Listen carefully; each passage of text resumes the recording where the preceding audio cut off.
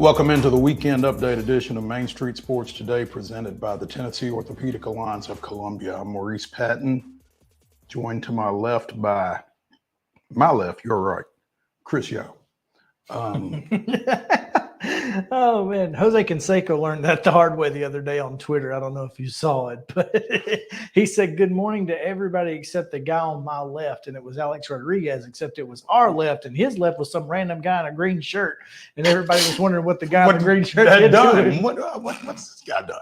Yeah, wow. It was great. I did not see that, but that sounds very Jose Canseco-ish. It was. Anybody that can have a baseball hit off their head and bounce over the fence for a home run, you never know what to expect out of. So, man, yeah. But that was great last week. If you get a chance, go to his Twitter. It's hilarious. Just all the replies of that poor guy in the green shirt. Who is he, and what did he do to deserve all this? Catching sprays left and right. Man. Yeah.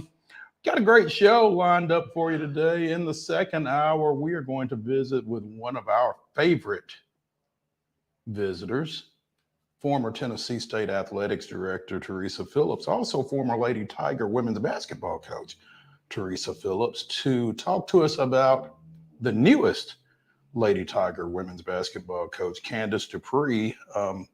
News broke on that late yesterday, and looking forward to talking to her getting her insight into that. Also, in the next segment, we'll be visiting with Nashville Sounds play-by-play announcer Jeff Him, getting our weekly update on the Sounds. And I've got a question for him that we've not had a chance to get into here in the last.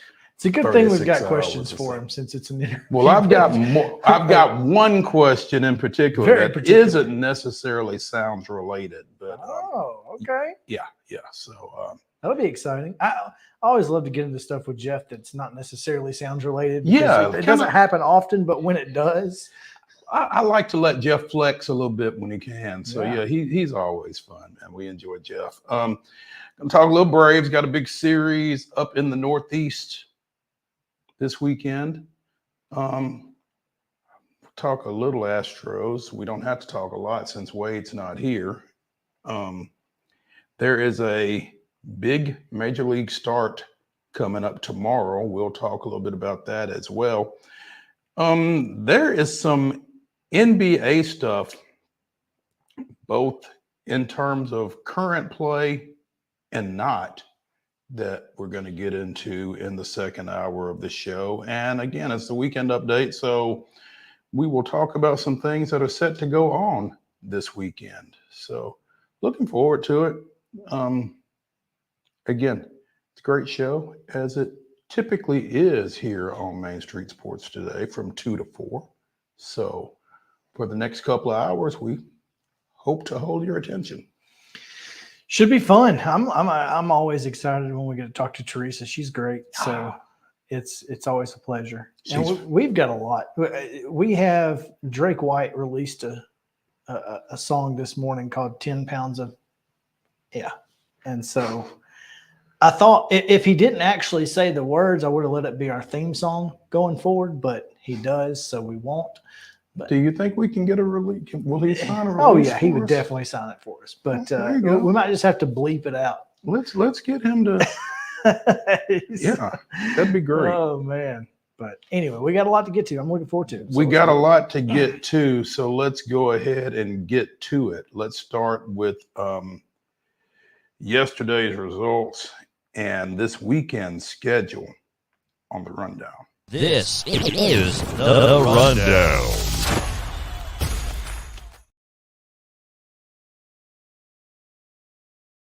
Friday Rundown is brought to you by Chip Walters of Exit Realty, Bob Lamb and Associates. The Blue Raider Voice also wants to be your trusted advisor in real estate. Contact Chip today, 615-542-1915, or through his website at choosechip.net.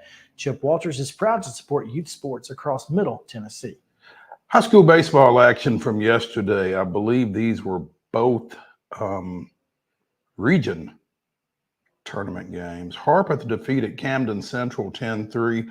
Upperman defeated Lawrence County 5-3. Also, Columbia Academy defeated Friendship Christian 8-3 in a Middle Region Championship game in Division 2A. Softball action yesterday. Oakland with a 10-2 win over Blackman. It was Green Hill 8, Mount Juliet 3. Congratulations to @Swag and Sanders. That game was preceded by a Mount Juliet 8-4 victory over Beach. It was Henry County 2, Dixon County nothing. Sounds like a classic there. Loretto 8, Mount Pleasant 1. Stewart's Creek defeated Cookville 8-7, and then Smyrna defeated Stewart's Creek 12-5. And in TISAA semifinal action, it was Zion Christian with a 13-0 5-inning victory over Christian Community as Ashley Coble, South Alabama signee, threw a no-hitter, her second straight, with 13 strikeouts. Boys soccer action yesterday. Battleground Academy blanked Davidson Academy 6-0. Coffee County blanked Columbia Central 1-0. It was Lebanon with a 5-4 victory over Cookville. Antioch doubled up Overton 2-1. Murfreesboro Central with a 2-0 win over Franklin County. It was Ravenwood 3, Franklin 2, and Blackman 1, Siegel 0. Major League Baseball, the Houston Astros picked up a win in Yankee Stadium, defeating the Yankees 4-3. And over in Durham, it was the Sounds 3, the Durham Bulls 2. Again, we'll be speaking with Jeff Hem in the next segment. Today's schedule, starting 7 minutes ago, Cornersville taking on Eagleville in region play. Mm-hmm. Okay. Yeah. At 3 o'clock this afternoon, you can catch Green Hill and Hillsboro. That's interesting. Green Hill versus Green Hills. Yeah. That's a good one there. Siegel is also taking on Wilson Central. At 4 o'clock, it will be Summit and Lincoln County, as well as at 4:30, Hardin County and Montgomery Central. Station Camp taking on Hume Fogg. Gordonsville has Joe Burns. Rossview has Henry County. At 5 o'clock tonight, it's Cannon County down at Loretto. John Overton is at Beach at 6. Also at 6, Stewart's Creek at Riverdale. At 7, it's Creekwood at Chester County. Clarksville at Dixon County. That's unfortunate for Dixon. White House at Lawson. Yeah. Columbia Central goes to Nolensville. Richland plays host to Fayetteville. Forest takes on Summertown down at Loretto. Those games we told you were yesterday. They clearly were not. They will be today. Times unknown to us. Westmoreland and Watertown. Smith County at White House Heritage. Clay County at East Robertson. And Whites Creek takes on Pearl Cone.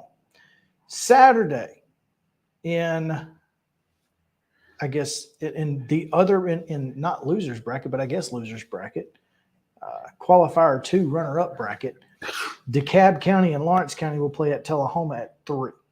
Softball action today. McGavick's at John Overton at 5. Summertown takes on Loretto at Mount Pleasant at 5. Siegel takes on Oakland at 6. And Ravenwood versus Independence At Page. at Page. And then the winner plays Summit after, or is that tomorrow? Tomorrow. Okay. So they will play tomorrow. Long story.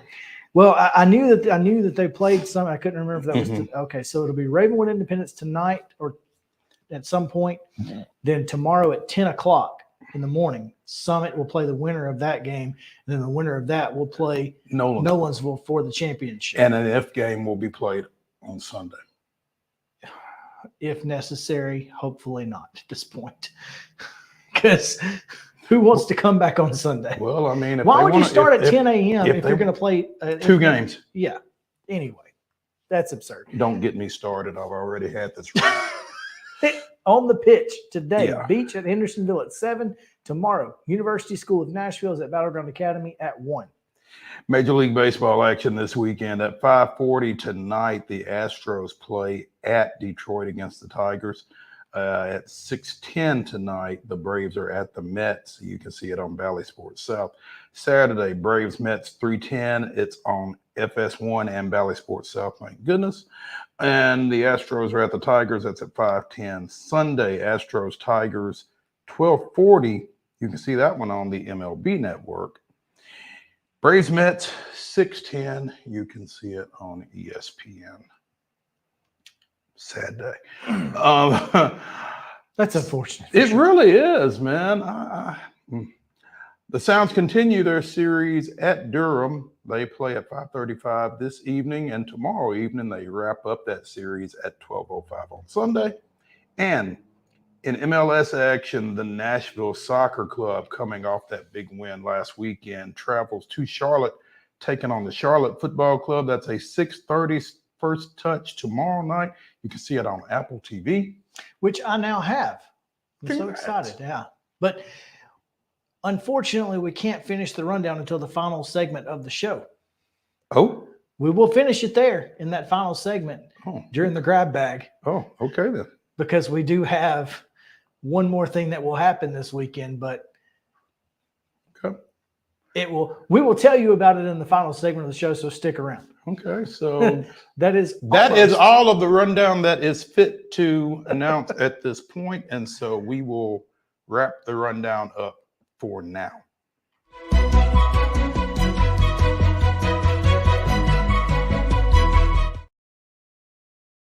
Top story brought to you, as always, by Piggly Wiggly over at Neely's Mill here in Columbia. Be sure and check out their delicious daily deli lunch and dinner options because they serve until 6, as well as their hand-cut meats, and everything is cost plus 10% at the cash register. Piggly Wiggly, Neely's Mill, Columbia, bringing you our top story. And today, that top story is friend of the show, Heather Williams, becomes a rival.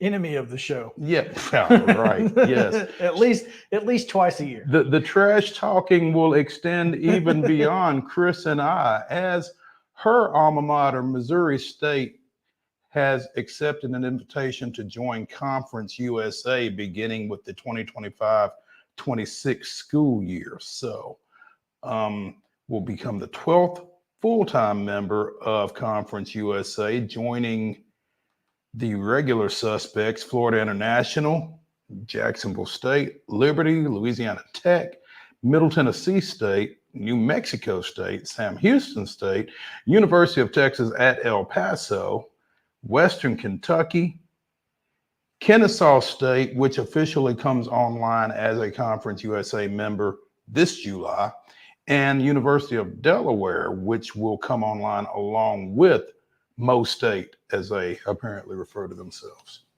in 2025. So that gets... Are you getting royalties off that? You should. Mo State? Should be. Especially since it's M-O State, not M-O-E. Look, I'm just saying. Hey, let's get Mo paid. Yeah. And you know, and their AD's name? Moats. So Kyle Moats. Yeah. We are so excited for the opportunities that CUSA membership will bring to our university, our student athletes, our coaches, and our fans, said Director of Athletics Kyle Moats. This move represents a transition to a national brand and a platform that will help raise the profile of Missouri State University and the city of Springfield. The steps we have taken over the past 15 years to invest in a successful, broad-based athletics program have prepared us for this long-awaited moment, the hiring of Bobby Petrino notwithstanding. mm-hmm. They will, with this move, obviously be leaving the Missouri Valley Conference, which I'm sure Belmont and Murray State, among others, are like, Bro, we just got here. What's up? Yeah. And Missouri State has previously played FBS football, so obviously they will be moving up to FCS. Flip it, but yes. I'm sorry. They will be moving to FBS from FCS. Excuse me. They'll be going from Division I AA to Division 1A. Did you? That's one way to put it and make some people mad. I don't care. Yeah. Doesn't bother me. I never know you to be worried about making people mad. Nope. So, You know, I like this move. I think one, if you expanded Delaware, so you kind of went one direction, and UMass was talked about, and I can understand parts of why you would consider UMass. I can certainly understand why you would not. Well, that too. But Missouri State is smack dab in the middle of the conference. And listen, as much as I loved having the tournament here and all of that, Missouri State opens up potentially St. Louis, as an option for conference events, maybe even the Battle Dome, as they call it in St. Louis, for conference football championships potentially. It gives you a big market, and not that Conference USA is a market ad conference at this point, but it does give you that ability to be, to potentially be in that area. I'm gonna push back on you ever so slightly on that, just for the fact that I am looking. I typed in Springfield, Missouri to St. Louis, Missouri, and it is a 3-hour and 18-minute drive, 215.8 miles. Springfield is closer to Bentonville, Arkansas than it is St. Louis. Well, yeah, I mean, it's also closer to Kansas City probably than it is St. Louis. So I'm just not sure how much of a market St. Louis is for Missouri State, formerly known as Southwest Missouri State. Well, I mean, as much as Huntsville, maybe. And it's bigger. And that's kind of my point, is that obviously Huntsville is not a city but it is more. This is more centrally located than. And St. Louis is more of a destination city, Right. with all due respect to Huntsville. But who was great, by the way, fantastic venue. I have no problem with Huntsville. I enjoyed it because it's very close to us. But inconvenient. Yeah. UTEP and Sam Houston would much rather probably be in St. Louis than Huntsville. Yeah. You know what I mean? So I mean, I'm just thinking, if you look at the map, the map shows that Missouri is smack dab in the middle of Conference USA country. Pretty centrally located. And I think that was a good move overall. That's all I'm saying. I just feel like that as far as locations go, Missouri State being in Southwest Missouri is in a fantastic location for expansion. They have a long-standing history of being very good at basketball and pretty good at football they were too. Pretty good at football for a long time. They haven't been for a little while, but I mean, they almost quit football before they hired Petrino. They darn near shut the program down, but they didn't. Now they, are coming into FBS, and I think it's going to be a lot of fun. I think this is a good conference. I mean, everybody else will tell you otherwise. But well, it's a good conference viewed in a bit of a vacuum. I think when you look at other conferences, I think the Conference USA kind of lacks some luster relative to some comparable conferences. I mean, the American acts like it's so big and bad. They're Tulane everybody else. Well, that's because the American lost Houston, right? Cincinnati. So what do they got to talk about? You know what I mean? New Orleans. Yeah, but I mean, that's kind of my point, is that all of the Group of Five conferences are worse than they were 10 years ago, thanks to UCF, Houston, Cincinnati going to the Big 12, et cetera. Everybody's worse off. Conference USA as a whole, particularly in basketball, I think, is a better conference than people give them credit for. I think in football, it could be good in 3 to 5 years. And I mean really good, not relatively good. Because once Jacksonville State, Sam Houston, Kennesaw get a couple years of FBS under them, it's going to be hard for them to not compete. I mean, Jacksonville State won the New Orleans Bowl in their first year. So give them some time. Give Kennesaw some time. Give Sam Houston some time. I don't know, Chris. And I'm looking at the membership of the American. And I wasn't really thinking of the American when I was thinking of Conference USA. I'm thinking more Sun Belt. But the American's the one who calls themselves the Power Six. Well, UAB, East Carolina, Florida Atlantic, Memphis, who are Charlotte. All, what? Former Conference USA members?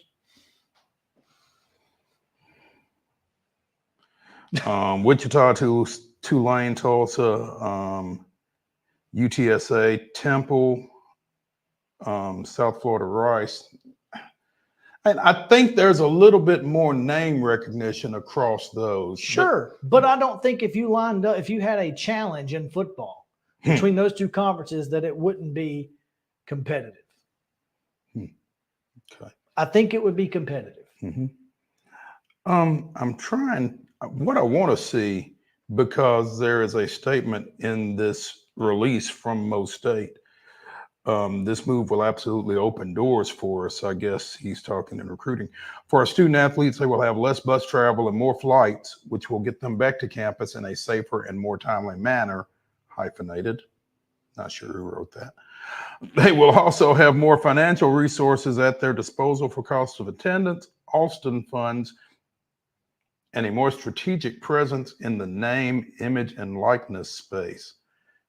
And so again, I'm trying to figure out who is exactly in, here we go, the Missouri Valley. Belmont, Bradley, Drake, Evansville, Illinois, Chicago, Illinois State, Indiana State, Northern Iowa, Southern Illinois, and Valpo. So actually, somebody on Wikipedia has already updated that Missouri State is leaving, so good for them. But yeah, I mean, again, just from a name recognition standpoint, I think Missouri State has benefited themselves. It's interesting that the travel is going to get better for them by their estimation. They probably because they're going from Delaware to Florida to New Mexico State. It's a good thing that they're flying. I guess. You can bus to Bradley a little bit easier than you can anywhere in this or maybe that's what he's saying. They will have less bus travel and more flights because they have to. Because they have to. It's kind of being forced upon us. Yeah. Okay. Oh man, that's great. Yeah. Let's take a break from the Lee Company Studios here on Main Street Sports Today, presented by TOA Columbia. When we come back, we'll be talking Little Sounds with Jeff Hem. Stay tuned.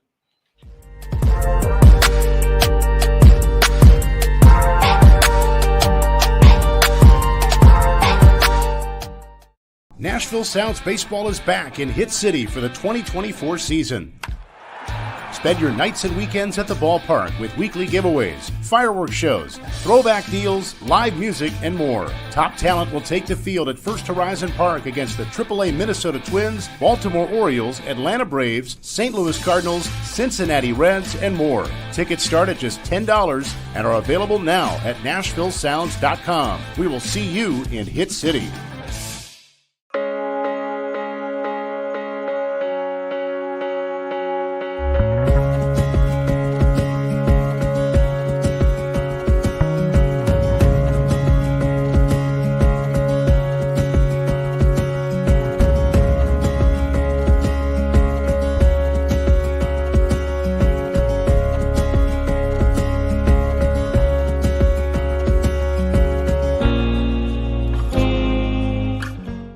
Whether you're an athlete or a weekend warrior, when it comes to your performance, don't settle for anything less than excellence.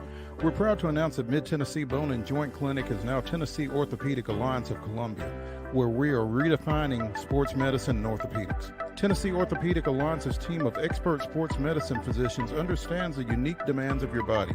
TOA Columbia specializes in personalized orthopedic care, offering state-of-the-art treatments for everything from sports injuries to joint replacements. Learn more at toacolumbia.com. With Lee Company technology, the best handymen are hands-off. Lee Company techs have been using visual findings and other smart technology tools for years to add transparency and virtually take customers along. You see what we see, whether we're in a crawl space or on a roof.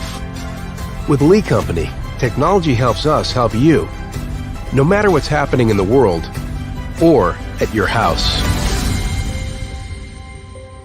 Jones & Lang Sporting Goods here in Columbia has been outfitting teams, officials, and anybody else from T-ball to college for 50-plus years. Be sure and check them out at 931-388-8060 or online at jonesandlang.com. Jones & Lang Sporting Goods, the look of a winner. Zion Christian Academy, zioneagles.org or 931-388-5731. You can schedule your appointment. Go tour their campus. It is beautiful over there, and you're definitely going to want to see it. Again, it's zioneagles.org. Give them a call, 931-388-5731, and schedule your tour today. Custom Stone Handler supplies over 600 distributors and suppliers with quality stone products. Along with River Stone, we produce and distribute over 100 building, landscape, and other bulk products. Our goal is to provide quality products, service, and partnerships to ensure our customers' success. We firmly believe that the measure of any person or company is how they treat other people and customers. Give them a call at 931-490-4990 or visit CustomStonehandlers.com. Piggly Wiggly, located in Neely's Mill Shopping Center, is Columbia's locally owned and operated Cost Plus 10 grocery store dedicated to serving the community with low prices and smiling faces. Piggly Wiggly offers fresh, hand-cut meats daily as well as daily hot plate lunches from their deli counter. You're certain to see smiling faces and a helping hand when you're here at Piggly Wiggly. Come by and check out our fresh produce, high-quality meats, and more. Down home, down the street, we'll see you at the Pig.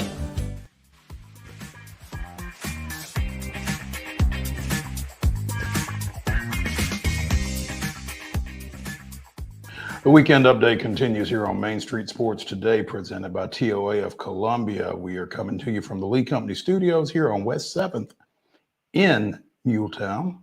Maurice Patton, Chris Yao, and we are now joined from the ballpark by Nashville Sounds play-by-play announcer Jeff Him. The Sounds with a extra inning victory last night, defeating Durham 3-2. I think that gets them to 2-1 in the series heading into tonight's 5:35 first pitch. Jeff, what's up? Hey guys, how we doing? We're doing well. How are you doing? I'm doing fine. Everything okay back there after the weather? Man, it was not fun to be far away, keeping tabs on the region a couple nights ago, and thinking about the Columbia area especially.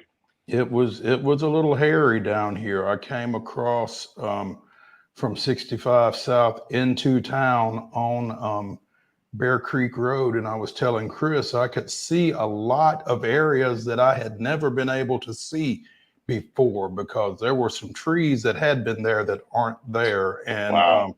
Like you said, there's definitely been some damage done there, and hopefully folks will be able to get their lives back together here in a timely fashion. And fortunately, I don't think there was any more life loss than there was. Just one fatality. So got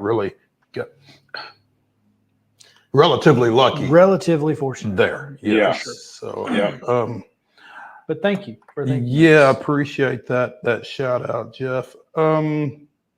What's going on with the Sounds?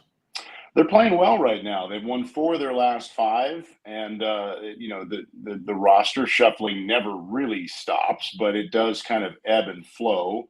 And it's been an interesting stretch. Tonight for the Brewers, starting against the Cardinals, will be Robert Gasser. He's going to make his major league debut.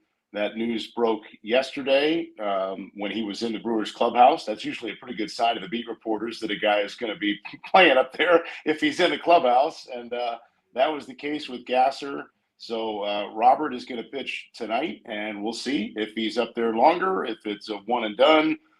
Freddie Peralta is finishing a 5-game suspension up there for what they had with the Rays a week or so ago. Mm-hmm. And so Freddie is not eligible to come back until tomorrow. So they needed a starter, and Gasser's the guy. So they've already had Tobias Myers up there, who was a Sound early in the year, and Myers pitched for them last night, and then Gasser is going to go tonight. So we don't know the movement, the counter moves and the 40-man roster moves just yet. The Brewers have not announced that, but always cool when a guy goes up to the big leagues. Tyler Black did it about a week ago. He just made his return to the Sounds lineup last night. And this is how it goes most of the time. Most of the time, guys go up somewhere along the line. They probably come back. It's very rare to go up and stay forever. So, you get to, for the player, they learn a little bit, they get exposed to it. That big league carrot that's always dangled becomes a reality. And I would think most of the time it motivates a guy even more when he comes back down to try to get back up. So the Sounds are playing well, just a couple of games within 500. They've been thin a lot on the roster because of all the movement. So now these last couple nights, it's truly been a full roster again, and it's allowing Rick Sweet to move guys around a little bit the way he would normally like to. We saw Isaac Collins play the infield last night. He's normally 50-50 infield outfield. There was a stretch for a couple of weeks where he had to be in the outfield every night because they only had a few outfielders. So as the Brewers are getting healthier with Christian Yelich coming back, the AA Biloxi team has gotten healthier lately with some prospects who could find their way to the Sounds at some point. So that roster filling up is part of the reason why when the Sounds would lose a guy, they wouldn't always directly replace him with somebody because the AA team was thin at times. So things are trending well on the health front at all levels in the Milwaukee system right now. And it's making everybody better. Chris Roller just rejoined the team for this series. Now you've got Black back here because Yelich was reinstated. So would Tyler still want to be in the big leagues? Yes, obviously. But it's sort of a win-win depth chart-wise. The fact that he did have to be the odd man out up there meant that Christian Yelich was back. And I'm sure Tyler will find his way in the big leagues at some point again, potentially very soon. He's got such a bright future. Gasser the same way, whether this is a one start and done or Robert pitches well and gets another chance and turns out to be up there for the next 4 months or whatever, somewhere in between. He's got a very bright future too. So we're seeing some very highly regarded young players who've been very impactful Sounds get big league opportunities. So that part is always cool. And then when the team at AAA is still finding ways to win some games, everybody's happy about that too. So it's been a good stretch of late. Jeff, you know that Robert Gasser will be happy to take the ball anytime the Milwaukee Brewers want to give it to him. But I'm sure he would love to have started last night for the Brewers when they hit 3 home runs in a 7-1 win over Sonny Gray and the St. Louis Cardinals. Yeah, they're good. And now tonight, it's your big league debut for a team that's hanging on to the top spot in a division. And it's like, oh, by the way, here's Nolan Arenado and Paul Goldschmidt. Go get him, kid. Go get him. Welcome to the big leagues. But hey, that's a reason they call it the show. I mean, you expect to see a lineup kind of like that. And, the Cardinals are I didn't think the Cardinals were going to be world beaters this year, but I'm surprised they're not better than they are. So, I'm sure Gasser's going to get a lineup that's, try to get things going, especially Goldschmidt. So I hope Robert does well. He's a great kid, very impressive. In all facets. And this is a key guy the Brewers got back when they made that unique trade in 22 for Josh Hader with San Diego. Gasser was one of the guys they got back. And say what you want about that trade, 9 times out of 10, the Brewers know what they're doing when they're developing a young arm, whether they're drafting it or scouting it for a trade. They're pretty good at this, and Gasser's another good example of that. Yeah, and that St. Louis lineup took a hit earlier this week, no pun intended, when Wilson Contreras sustained a broken forearm on a swing. So St. Louis struggling in more than one way, and ideally, Gasser. Well, y'all aren't playing Milk. Who is it tonight? Yeah. Is it still St. Louis? Yeah. Yeah, so the Cardinals. Last night started that series. Then. Correct. Okay. Correct. Okay. Yeah, that was game 2 of a 4-gamer last night. Okay. All right. No. Or, I'm sorry. Last night was the opener of a 4-gamer. Tonight's game 2. Yeah. Yeah. Today's Friday. Sometimes. So they tell me. Yeah. Exactly. When you're in the baseball season, man, you don't know what day it is sometimes. Especially this time of the spring, man, with everything that we've got going on from the high school standpoint and that kind of thing. But we're going to reset here. Jeff Him, the voice of the Nashville Sounds, joining us here on Main Street Sports today, talking a little Nashville Sounds. And, you mentioned Tyler Black coming back, his first game last night, 2 for 5 with an RBI, the game winner, actually, in extra innings. Still clutch, huh? Yeah, I mean, what's funny, too, is those 2 hits came in his final 2 at-bats. So you're thinking, oh, he's 0 for 3, a little, proverbial hangover or whatever, getting reacclimated. Nope, he still ends up with a multi-hit game by the end of the night. That's just what Tyler does. He rolls out of bed and hits. So it was they were big ones late in the game last night. The two of the Sounds 2 wins in this series have been extra inning games. I know we've talked on this show in past years about rule changes and pitch clocks and shift rules and the designated runner at second base. Both times in these 2 extra inning games, the Sounds have won in this series. They've gotten 2 in the top of the 10th, and then Durham did get the 1 in the bottom half. You get the immediate drama of that tying run coming to the plate with the designated runner. It just adds to the intrigue of those scenarios. But, the visiting team, usually 1 is not enough. Sounds have gotten 2 each time, and it's turned out to be pretty beneficial. Yeah, and that's kind of, as you watch extra innings, Jeff, that's kind of the way you've seen it evolve. It's almost, you almost concede that run that's out there at seconds to start the inning, even if you're on defense, because you feel like you're going to score in the bottom, that 1 run. You just try to minimize it. Yep. And it feels like 90% or more of the time that run does score. Yeah, it does. I'll have to. I don't know if I can find a way from somebody at MLB to get the numbers. I would love to know what the actual percentages are, like win percentage relative to, how many the visiting team scored or what have you. It's fascinating. What was interesting last night, because when the rule first started, I thought, okay, that's easy. You sack bunt, get the guy over to third, get the run in, and you got your run as the visiting team. And we rarely see it play out that way for the reasons we were just describing.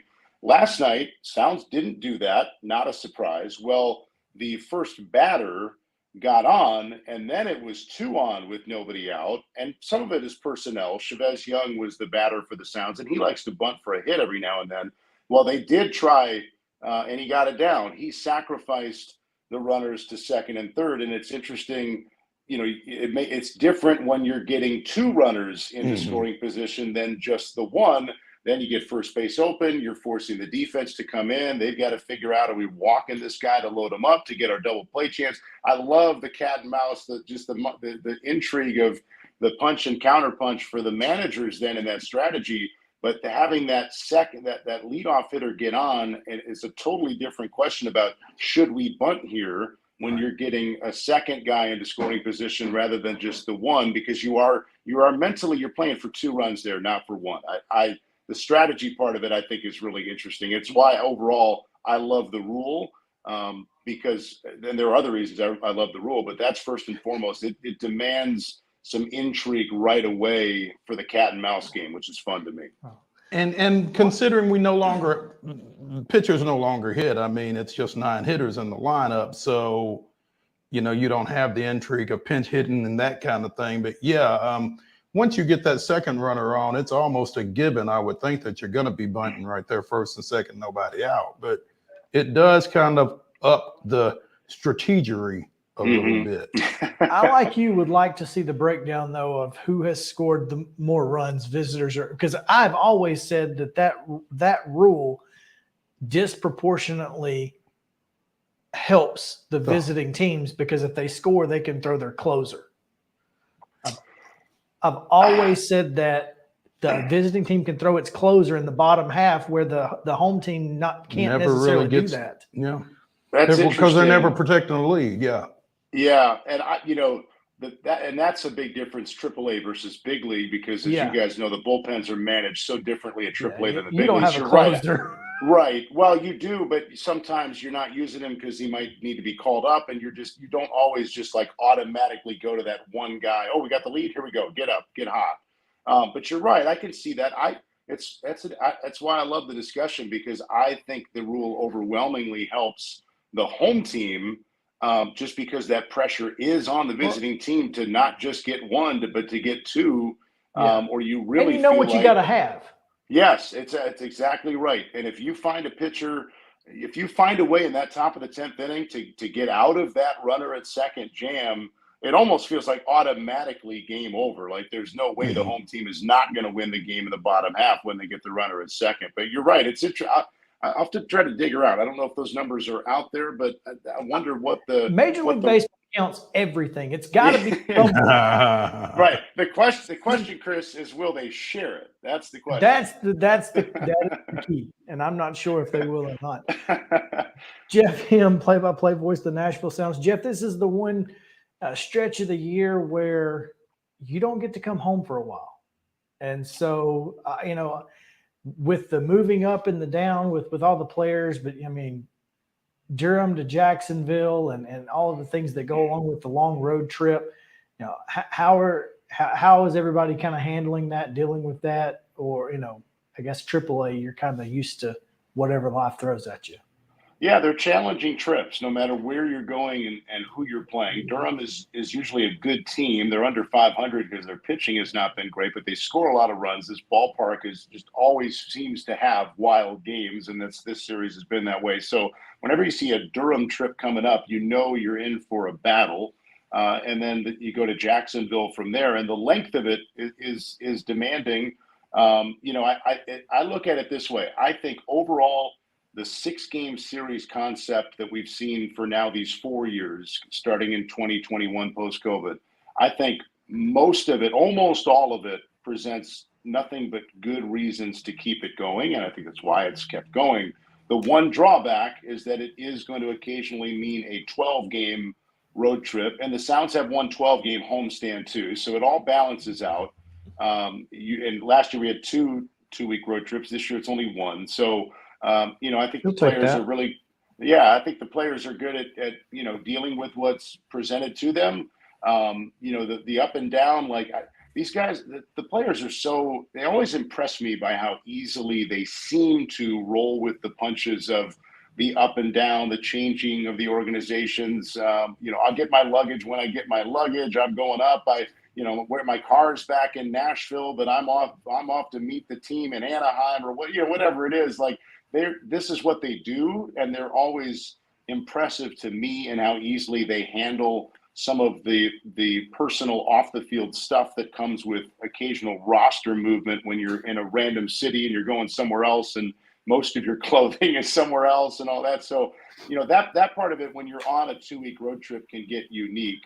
But I think the players are really good at just knowing that that's part of the field that they're in, and it could happen. And it's usually for good reason if it's happening, because you're getting an opportunity to some degree where you're going. But it is nice that there's only one of these this year, just because I think it is the one negative byproduct of having the 6-game series, which, again, I think overall for everybody, fans, development staff, planning ahead for the week, schedule makers, everybody just knowing, okay, Tuesday to Sunday is what it's going to be. Mondays are usually off unless it's a holiday. I think that has largely been a very positive thing. But the one part of that is that occasionally you're going to be somewhere or, either home or road for a 2-week stretch.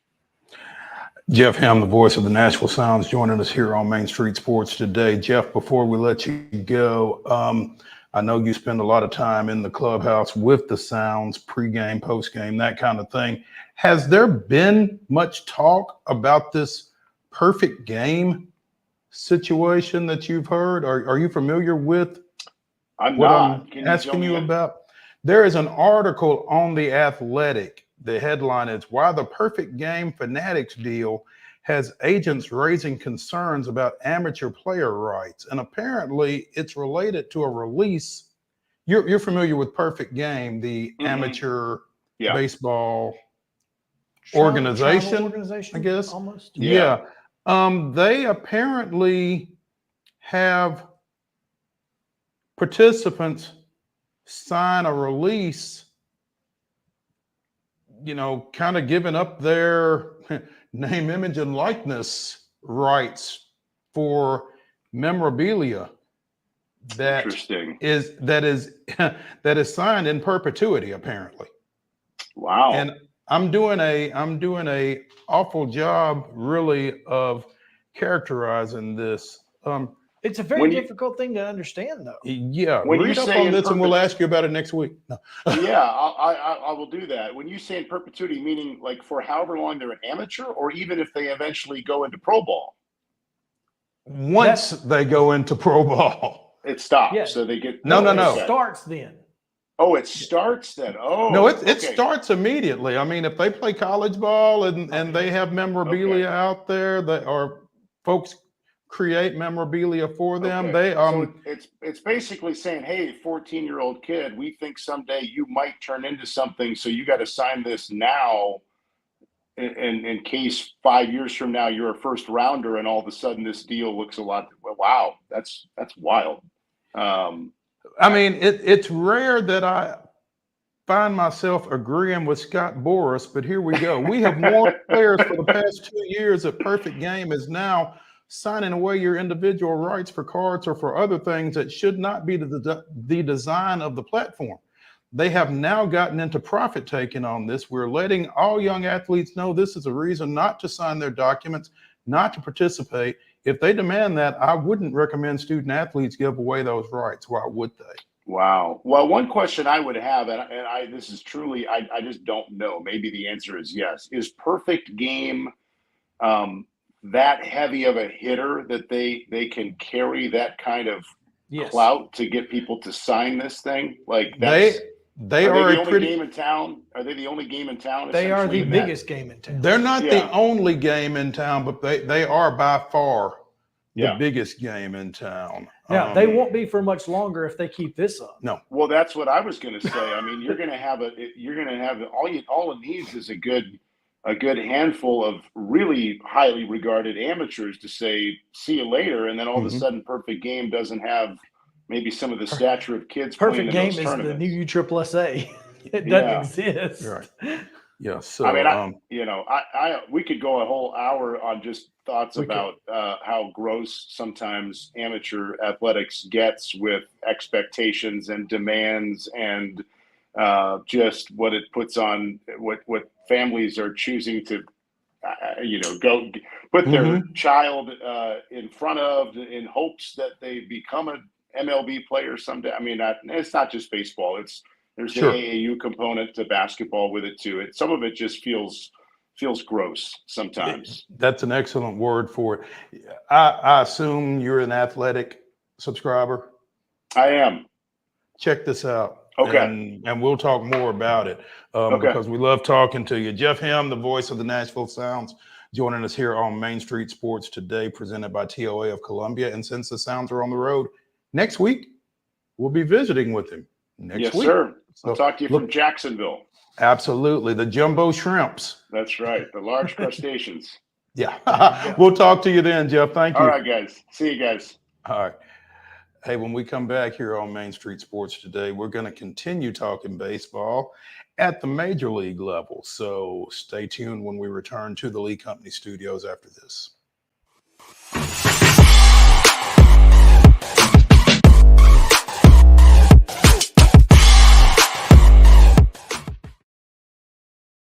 Wild horses are coming to Franklin. The Mustang Heritage Spectacular. 4 days of celebrity freestyle, liberty training, trick riding, and extreme Mustang makeover. Plus the shopping. Over 100 vendor spaces with clothing, food, home goods, and things you can't find anywhere else. All that and celebrity signings at a music stage too. June 20th through 23rd at Williamson County Ag Expo Park. Don't miss a moment with a weekend pass. MustangHeritageFoundation.org for tickets. Hello, race fans, and welcome to Nashville Superspeedway. That's right, guitars and fast cars right here in Music City. This summer, NASCAR is back at the Nashville Superspeedway. Get your tickets now to watch your favorite driver take on the 1.33 miles of concrete chaos. Visit NashvilleSuperspeedway.com to lock in your spot June 28th through the 30th for the Ally 400 race weekend. Whether you're an athlete or a weekend warrior, when it comes to your performance, don't settle for anything less than excellence. We're proud to announce that Mid-Tennessee Bone and Joint Clinic is now Tennessee Orthopedic Alliance of Columbia, where we are redefining sports medicine and orthopedics. Tennessee Orthopedic Alliance's team of expert sports medicine physicians understands the unique demands of your body. TOA Columbia specializes in personalized orthopedic care, offering state-of-the-art treatments for everything from sports injuries to joint replacements. Learn more at toacolumbia.com. Custom Stone Handler supplies over 600 distributors and suppliers with quality stone products. Along with River Stone, we produce and distribute over 100 building, landscape, and other bulk products. Our goal is to provide quality products, service, and partnerships to ensure our customers' success. We firmly believe that the measure of any person or company is how they treat other people and customers. Give them a call at 931-490-4990 or visit CustomStonehandlers.com. Nashville Sounds Baseball is back in Hit City for the 2024 season. Spend your nights and weekends at the ballpark with weekly giveaways, fireworks shows, throwback deals, live music, and more. Top talent will take the field at First Horizon Park against the AAA Minnesota Twins, Baltimore Orioles, Atlanta Braves, St. Louis Cardinals, Cincinnati Reds, and more. Tickets start at just $10 and are available now at NashvilleSounds.com. We will see you in Hit City. With Lee Company technology, the best handymen are hands-off. Lee Company techs have been using visual findings and other smart technology tools for years to add transparency and virtually take customers along. You see what we see, whether we're in a crawl space or on a roof.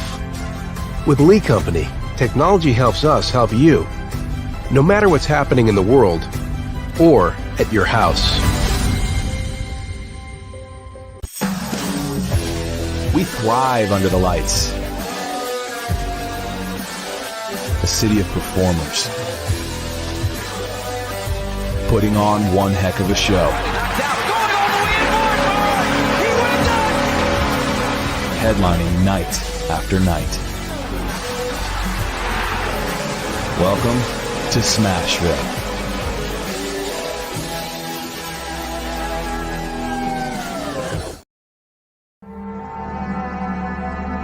You will.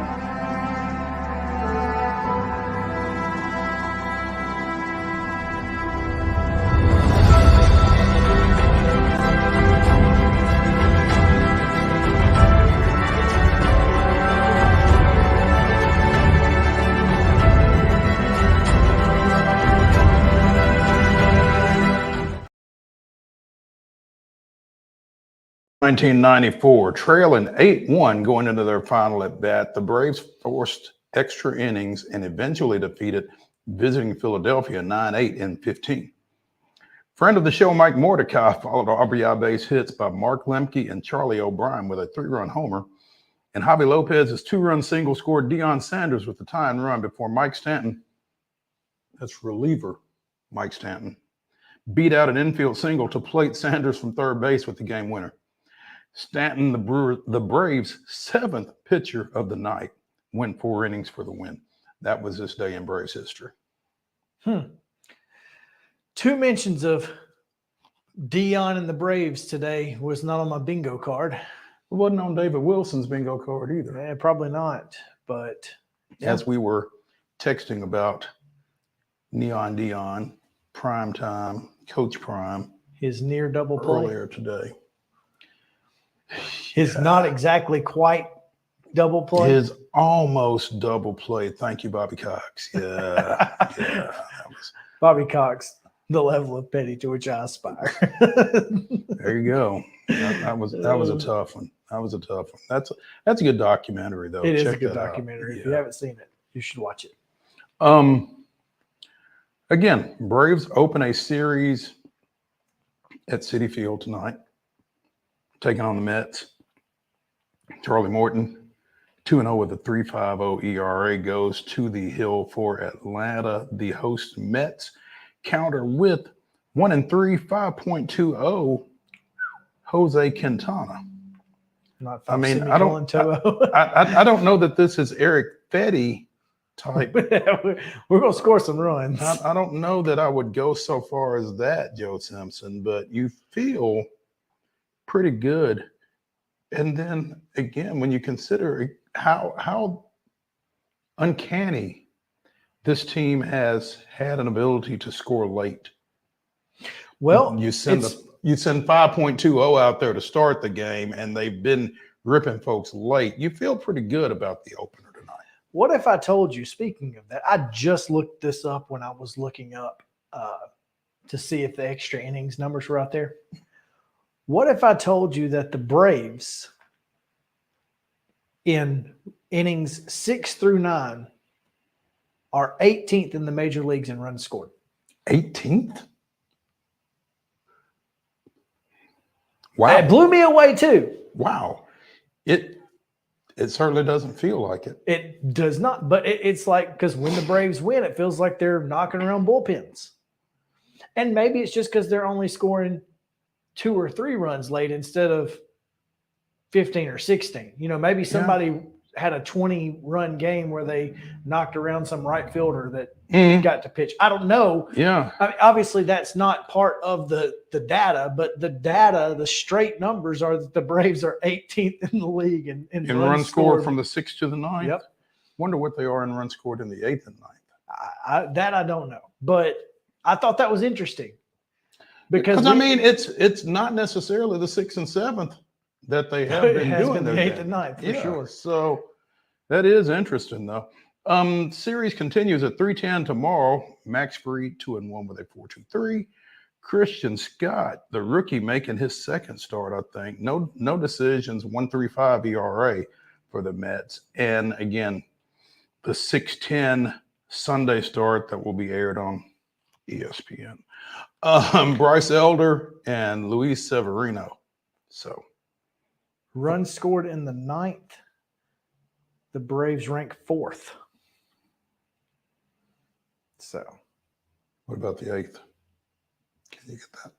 I mean, I'm sure I can't. This is a very, 8th inning runs per game. Number 1, first in the league.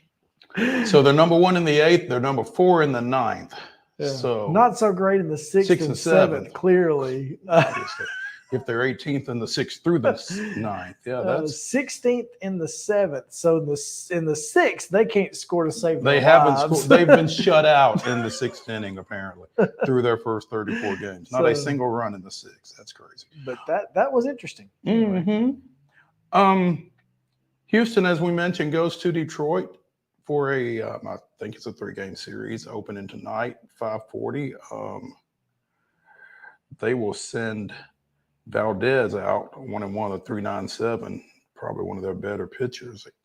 Former Auburn standout Casey Mize getting the start for Detroit. He's also 1-1 with a 3.98. The Astros go into this series 13-24 following that win yesterday against the Yankees.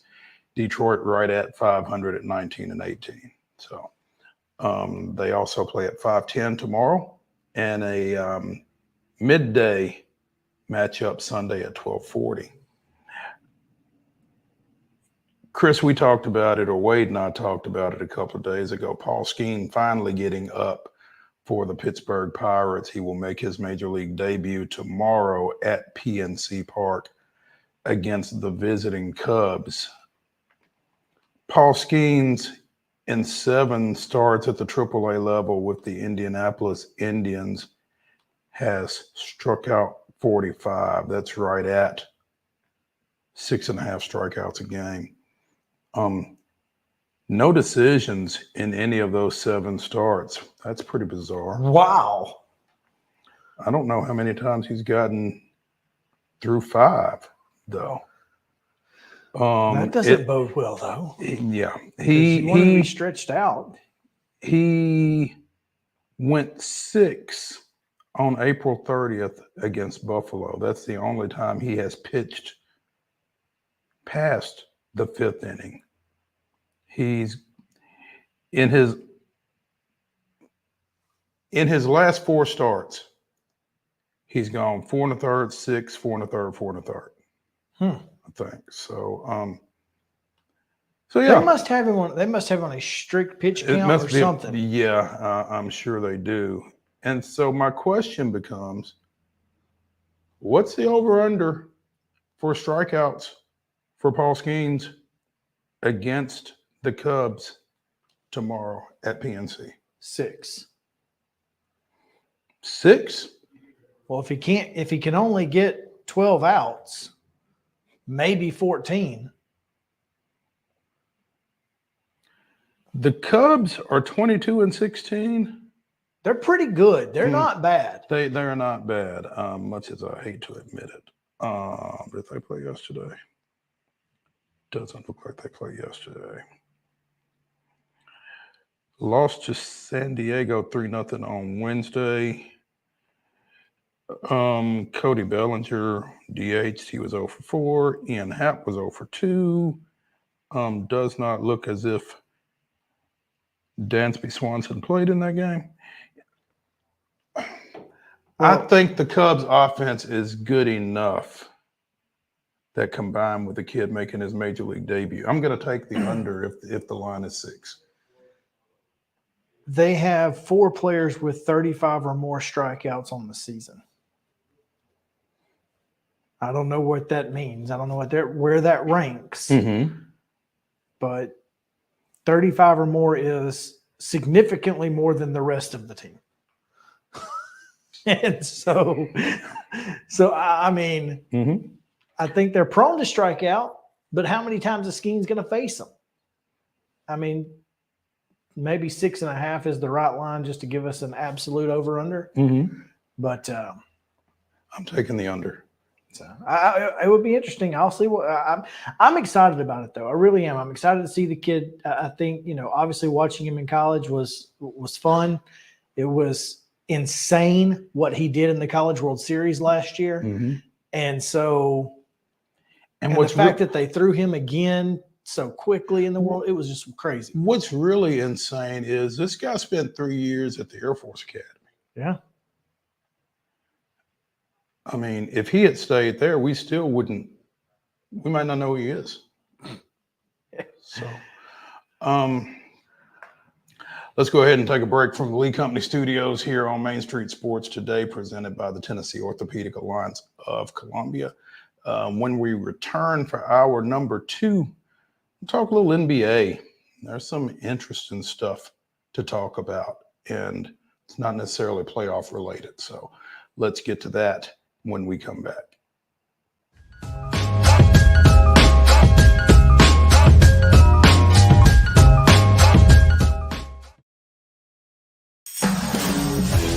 We thrive under the lights. A city of performers, putting on one heck of a show. Headlining night after night. Welcome to Smashville.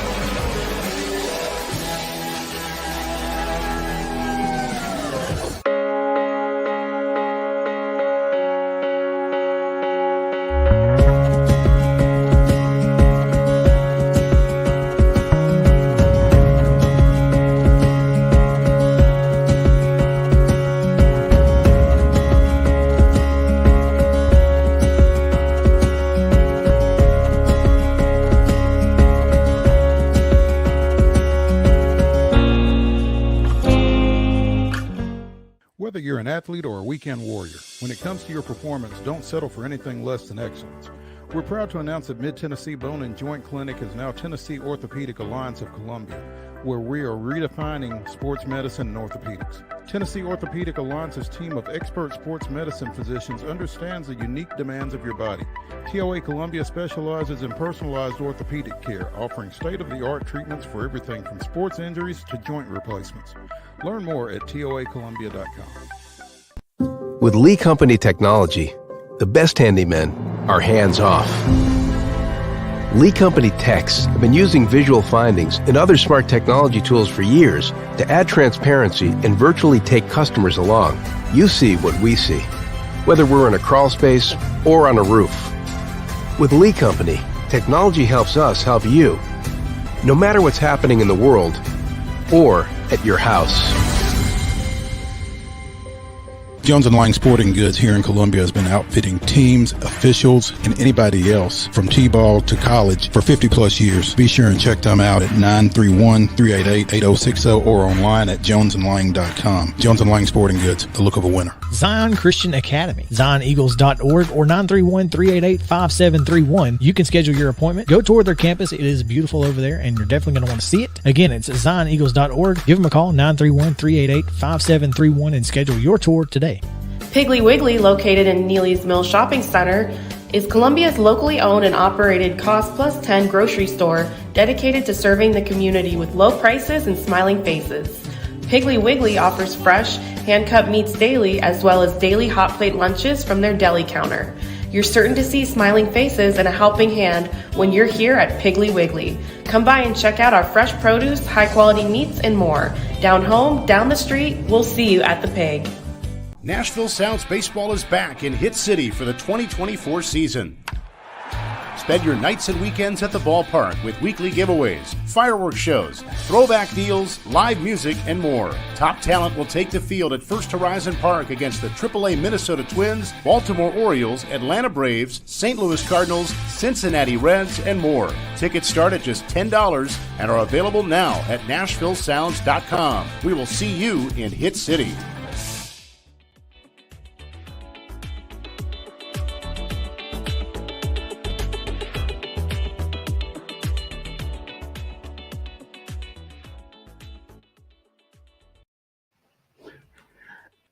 Hour number 2 of the weekend update of Main Street Sports Today, presented by the Tennessee Orthopedic Alliance of Columbia, starts right now.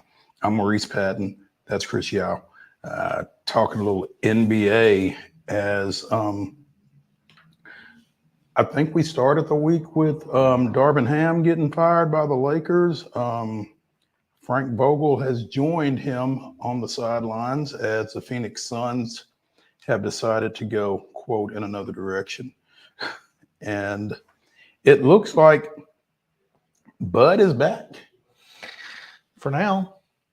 I mean, well, look, at this point, I have decided that NBA coaching moves are as fickle as the weather.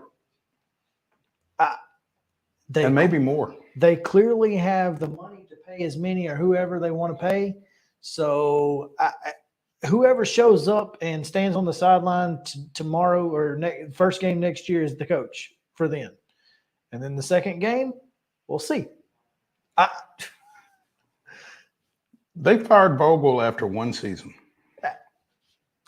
The Bucks fired dude without half a season. Yep.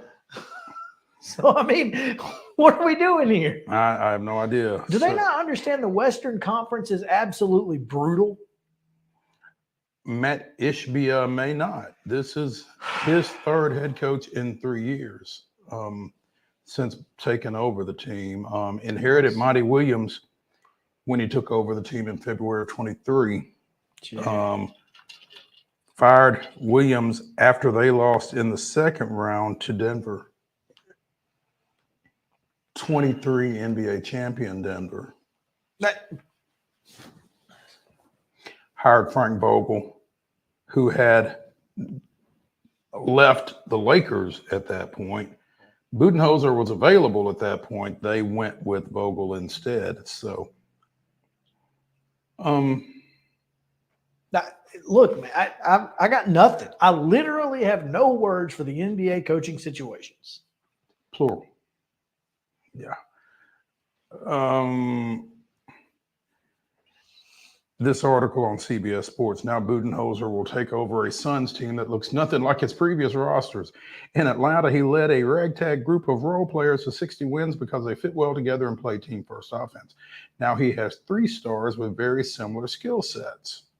Those being Devin Booker, Bradley Beal, and Kevin Durant. And Bradley Beal and his contract in particular have drawn a lot of scrutiny throughout NBA circles just because they're kind of stuck with it and would probably, truth were known, prefer not to be stuck with it. The Suns roster was among the most mid-range heavy shooting teams in the NBA, and those are shots Budenholzer teams rarely take. So you are trying to fit a round peg into a square hole?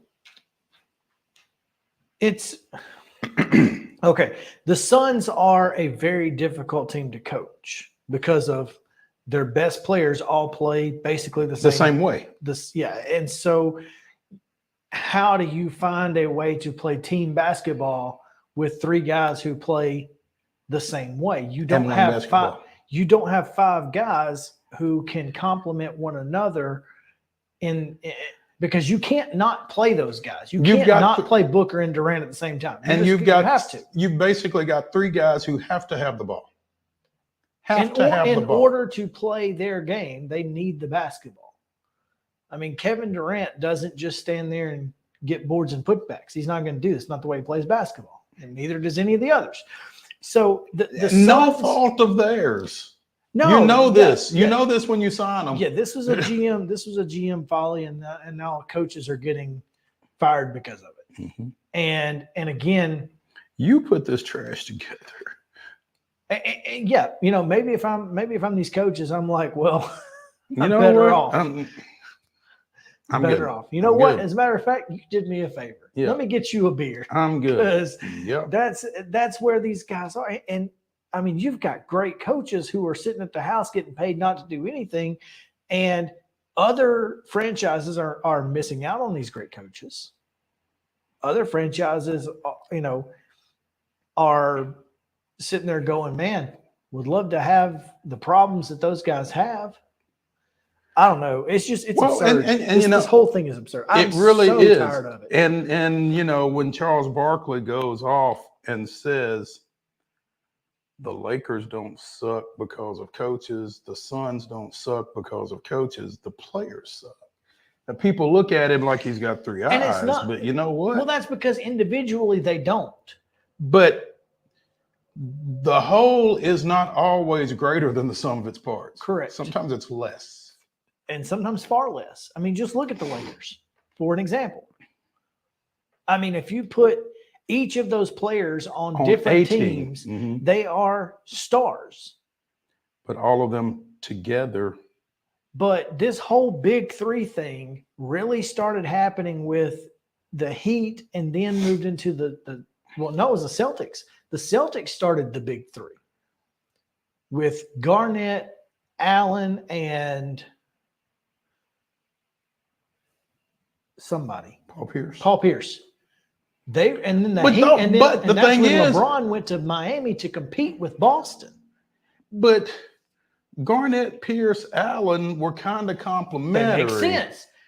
LeBron, Wade, Bosh were kind of complementary because they could kind of spread the floor. Right. And so what happened was people got in this mindset of the big three. And not looking at how they play. Correct. And so you just needed to sign three free agents. Guys. Yeah. Just go get three guys. And oops, we got two of the wrong ones. And so it kind of makes me, 2 years ago, there were a lot of people who were clamoring for the head of a certain NBA coach in this state.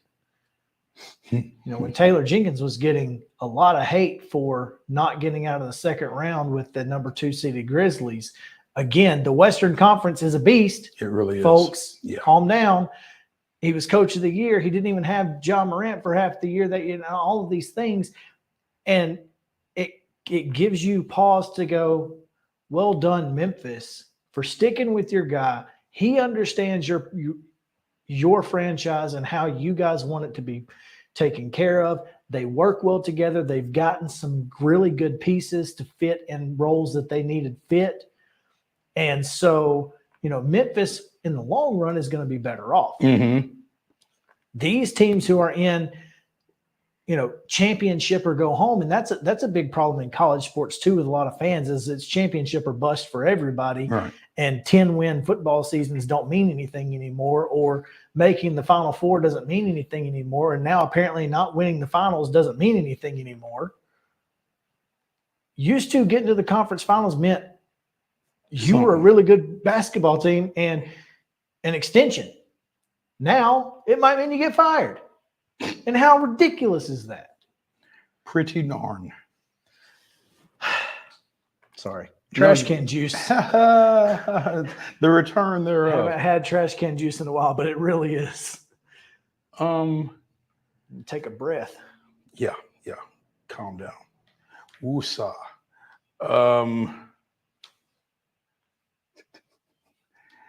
The New York Knicks defeated the Indiana Pacers in NBA playoff action a couple of nights ago on their home court.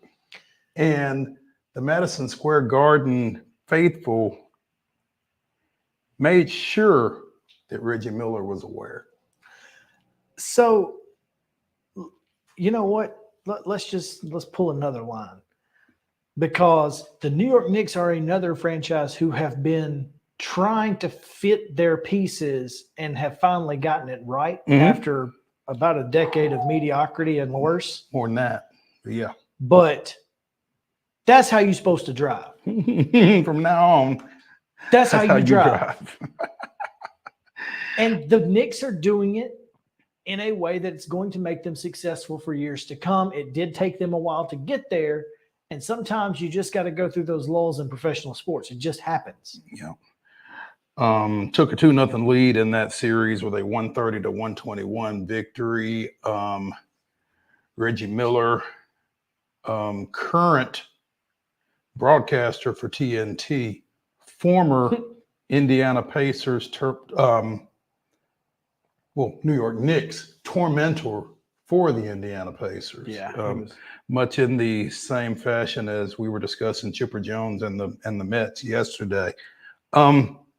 As the Knicks closed out that game on Wednesday night, the MSG fans were chanting a certain "You, Reggie" were the final two words of the 3-word chant. And then Josh Hart came over and said, in case you didn't hear them, they said, Reggie. "You, Reggie." Yeah. So all in good fun, I'm sure. Oh, New York fans have never done anything that wasn't other than in good fun. Yeah. Exactly. It's always in good fun. It's always in good fun until you're doing it to them. And then it's, Yeah.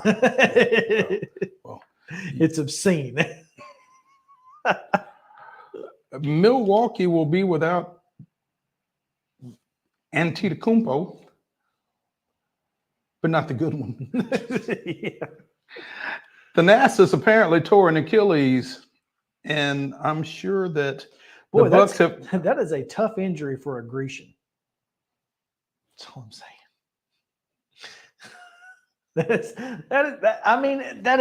That's the worst. Does it get worse? That's all I'm saying. Wow. This article on CBS Sports, Bucks forward Thanasis Antetokounmpo, older brother of Giannis, suffers torn Achilles tendon per report. Subhead: Thanasis has been a staple in Milwaukee sideline celebrations for 5 seasons.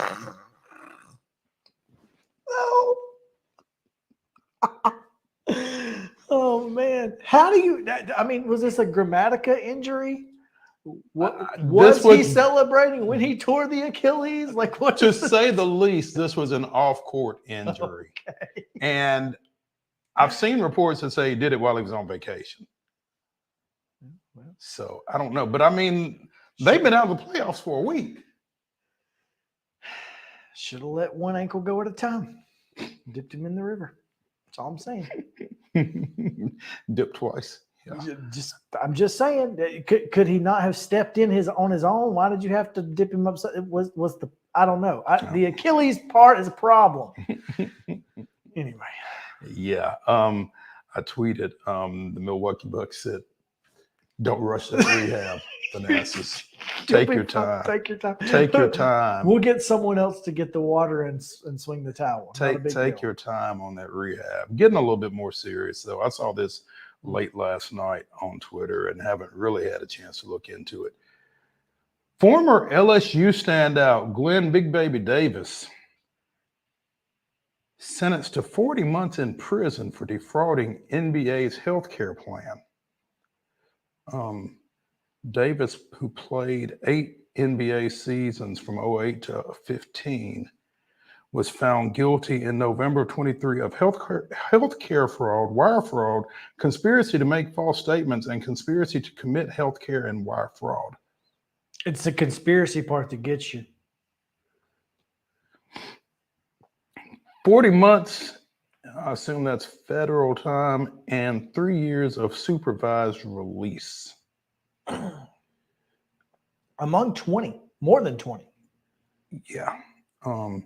Defrauded the NBA's insurance plan for players and their family members of more than $5 million. The scheme lasted for at least 4 years. Players would submit false claims for dental services and other medical procedures that never took place.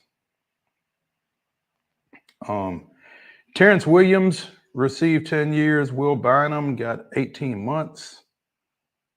Yeah, Terrence Williams was like the ringleader. He was the ringleader of this thing. Well, if it's federal time, he's going to do it all. They don't let you out. 3 years and 4 months. Good Lord. And I mean, I haven't. This quote, well, at least the prison sentence will stop me from eating hamburgers, he said. Oof. That's a quote. That is a quote. Jeez. The draft lottery is Sunday. Oh, yeah? 2:00 our time before Game 4 of the Knicks Pacers. Will this one be rigged or no? I don't know that it will be, because I don't know that there's anybody out there that everybody wants. I mean, Patrick Ewing ain't walking through that door. Huh? Nope. Neither is Michael Jordan to go number 3 or anybody else. Yeah. You know, I don't know who the number 1 pick is, so I don't. That's a good question. We'll need to discuss that further at some point. Yeah. Who is in it? Who's in the lottery? Detroit, the Wizards, the Hornets, who just hired a new coach, Portland, the Spurs, the Raptors. Memphis is in the lottery. I don't think this is. Should be. Yeah, I don't know that this is the year to have the number 1 pick, though. Again, Utah, Houston, Atlanta, Chicago. Oh, Houston's in it twice because they've got Brooklyn's pick. Sacramento and Golden State. Yeah, this is a year where 2 Frenchmen well, I don't know if they're Frenchmen, but they've been playing in France, are projected 1 and 2. Okay. Well, the 4th pick is from Serbia. Well, I don't know who the Frenchmen are, but Victor Wembanyama ain't walking through that door either. Alexander Sarr and Zachary Rissaker. I guess. Rissaker. I don't know. Yeah. So there you go. Donovan Clingan, the first collegiate player off the board to go to the Pistons in this mock draft out of UConn. Where is Connect? He is sitting at 8 to the Grizzlies, which I would absolutely love. Please and thank you. Yeah. Yeah. So, anyway. Take that. Okay. Let's take a break from the Lee Company Studios here on Main Street Sports Today, presented by TOA of Columbia. When we come back, we will be joined by former Tennessee State Athletics Director, former Tennessee State women's basketball coach, TERESA PHILLIPS, to talk about Tennessee State's new women's basketball coach. Stay with us after the break.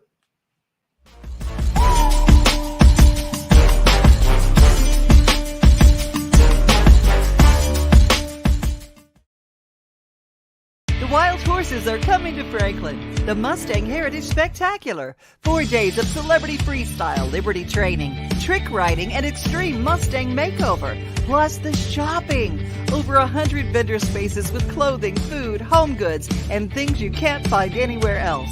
All that and celebrity signings at a music stage too. June 20th through 23rd at Williamson County Ag Expo Park. Don't miss a moment with a weekend pass. MustangHeritageFoundation.org for tickets. Hello, race fans, and welcome to Nashville Super Speedway. That's right, guitars and fast cars right here in Music City. This summer, NASCAR is back at the Nashville Superspeedway. Get your tickets now to watch your favorite driver take on the 1.33 miles of concrete chaos.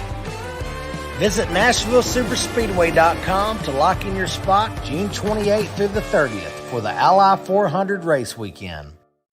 With Lee Company technology, the best handymen are hands-off. Lee Company techs have been using visual findings and other smart technology tools for years to add transparency and virtually take customers along. You see what we see, whether we're in a crawl space or on a roof. With Lee Company, technology helps us help you, no matter what's happening in the world or at your house. Piggly Wiggly, located in Neely's Mill Shopping Center, is Columbia's locally owned and operated Cost Plus 10 grocery store dedicated to serving the community with low prices and smiling faces. Piggly Wiggly offers fresh, hand-cut meats daily as well as daily hot plate lunches from their deli counter. You're certain to see smiling faces and a helping hand when you're here at Piggly Wiggly. Come by and check out our fresh produce, high-quality meats, and more. Down home, down the street, we'll see you at the Pig. Whether you're an athlete or a weekend warrior, when it comes to your performance, don't settle for anything less than excellence. We're proud to announce that Mid-Tennessee Bone and Joint Clinic is now Tennessee Orthopedic Alliance of Columbia, where we are redefining sports medicine and orthopedics. Tennessee Orthopedic Alliance's team of expert sports medicine physicians understands the unique demands of your body. TOA Columbia specializes in personalized orthopedic care, offering state-of-the-art treatments for everything from sports injuries to joint replacements. Learn more at toacolumbia.com. Custom Stone Handler supplies over 600 distributors and suppliers with quality stone products. Along with River Stone, we produce and distribute over 100 building, landscape, and other bulk products. Our goal is to provide quality products, service, and partnerships to ensure our customers' success. We firmly believe that the measure of any person or company is how they treat other people and customers.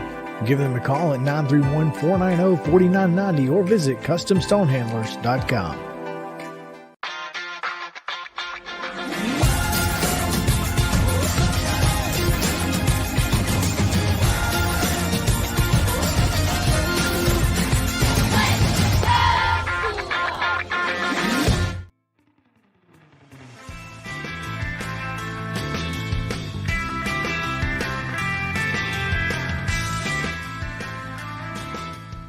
Winding down the weekend update edition of Main Street Sports Today, here presented by Tennessee Orthopedic Alliance of Columbia. I'm Maurice Patton. That's Chris Yao.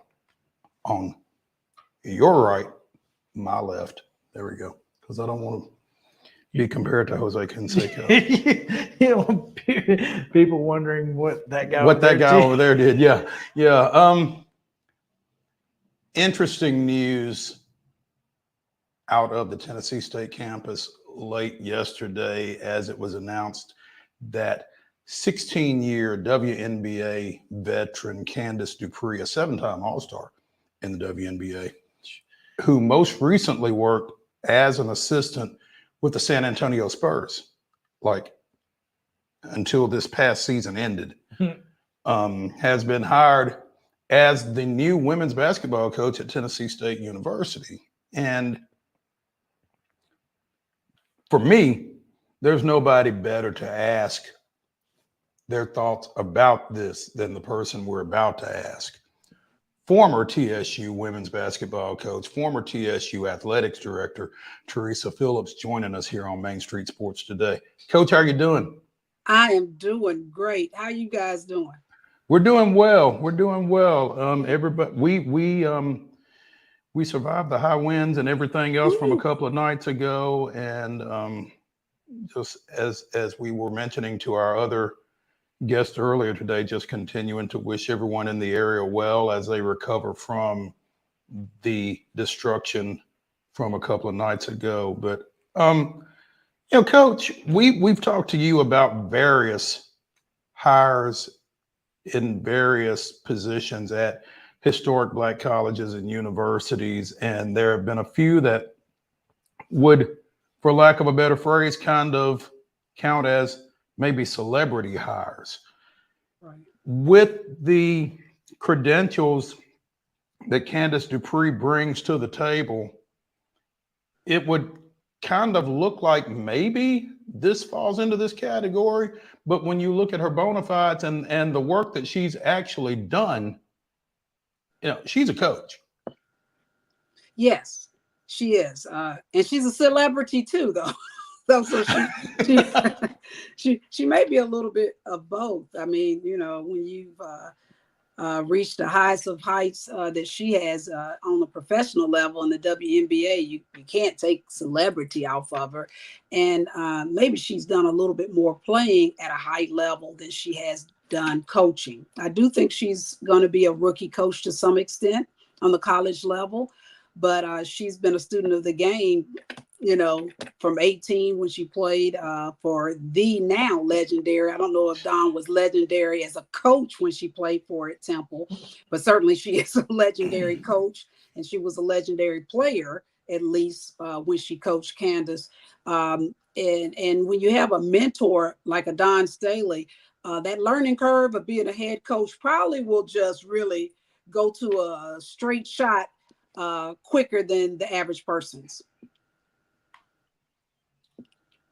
When you look at, again, her work at the highest level of professional basketball in the NBA, and she worked in player development, that seems like a really good place to get your start as a coach in player development in the NBA.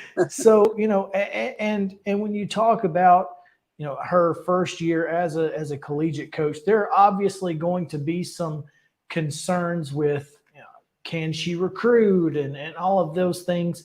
But I wonder how much or how less pressure there is for a brand new coach in this era of college basketball with no preconceived notions of how it used to be, how well she will adapt to this era of college sports. So I'll be curious to see how that works out.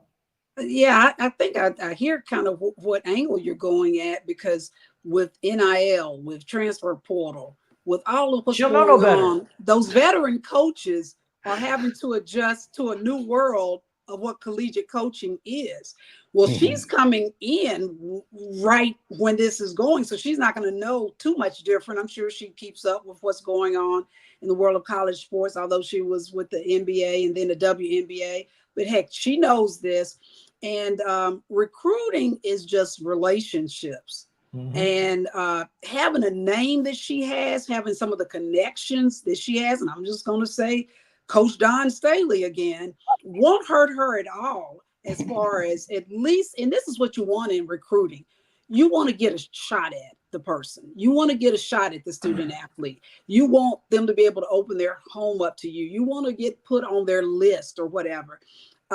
Candace Dupree's calling my daughter's house. I might put her in Tennessee State on the list just right there. Now, obviously Tennessee State is a mid-major conference, maybe kind of lower than mid-major conference with the OVC. It's not as strong as it has even been in the last 15, 20 years. And so I think Candace is going to be in a great position to win and win quickly at Tennessee State. Now, obviously, she has to find a team, and I think they only have 4 or 5 players, 3 of which were starters coming back, and they can play those 3.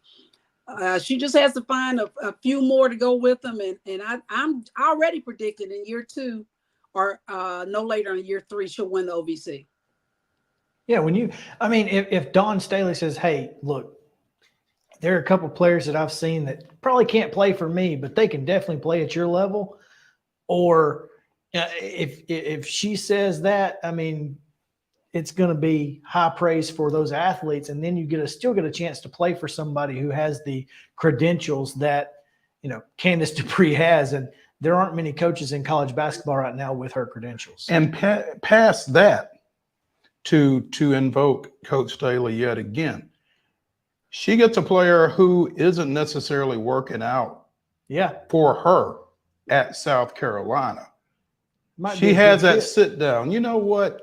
I'm not sure this is going to work, but my girl over here in Nashville might be someplace that you ought to consider.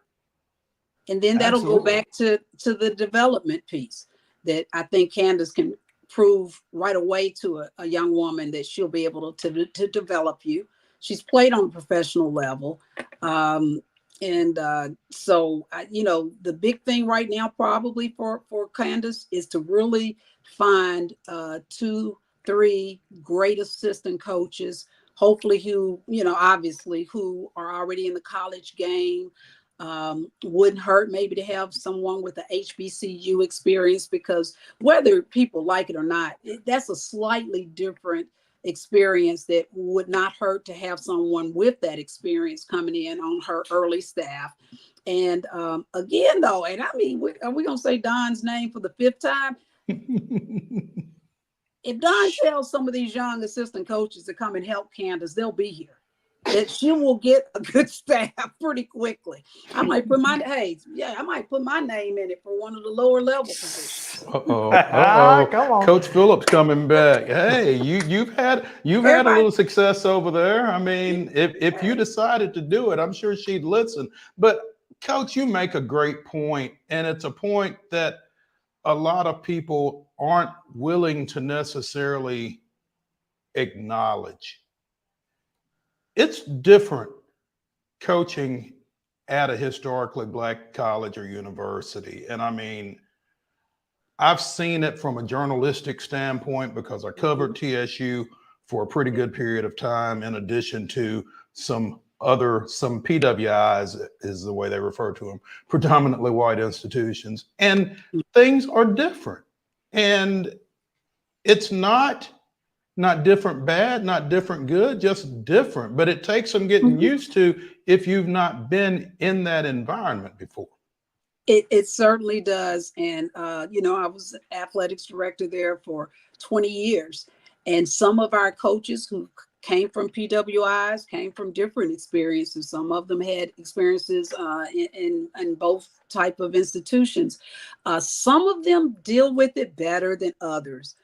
And the quicker they can kind of deal with some of the things and just keep tunnel vision to what they need to do, and let some of all of that periphery things that will happen at HBCU, like this sounds trite, but the band playing 24/7 when you're playing a game, and them being almost as important as a football team running out.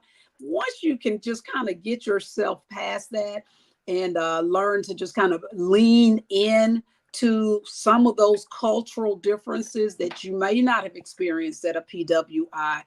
I mean, really, it ends up being just ball, and ball is ball, and you just focus on the young people, focus on developing them, focusing on just winning, and just enjoying the opportunity that you have as a coach to be leading a group of young people. I mean, it's a privilege. And so whether it's at a HBCU or PWI, you have to adjust to the job that you have and the environment in which you are. And the people who do that the best, whether they are broadcasters, people like you guys, or Candace Dupree coming into this situation she's coming into, whoever adapts the quickest, the best, they just, they help themselves out a lot as far as approaching success sooner, rather than kind of drudging through, fighting up against it, because you're not going to win at HBCU to fight some of the cultural wars. You're not going to win.